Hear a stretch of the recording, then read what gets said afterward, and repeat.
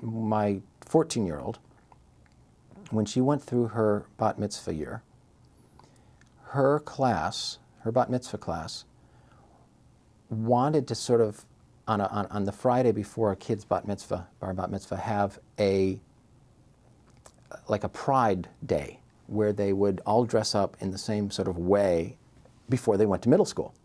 And one Friday, they decided to wear little orange Jewish stars that said Jew Crew on it.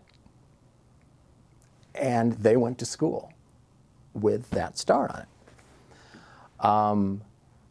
One teacher made a kid take the star off. Another teacher smiled and said, wow, hey, that's really cool. You can imagine that there was a bit of a hullabaloo afterwards, after the parents found out about it.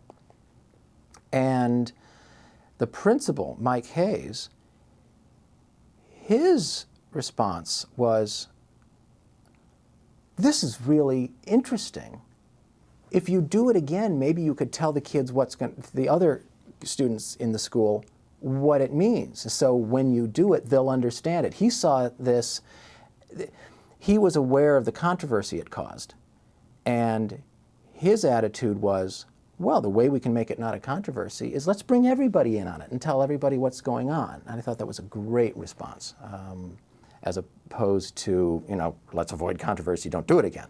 So I was really impressed with his response.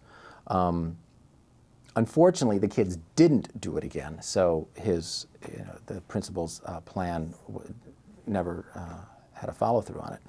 But the parents in the JCA also had a huge, wide range of opinion. And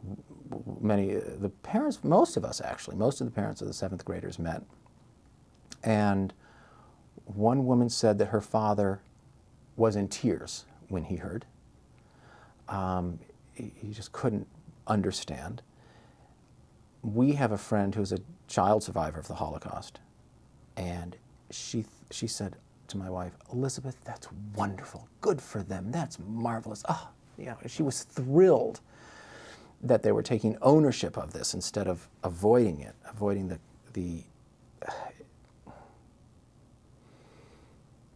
stigma. It's sort of like the gays taking over the pink triangle, which during the Holocaust had been a sign of shame, and now it's a sign of pride.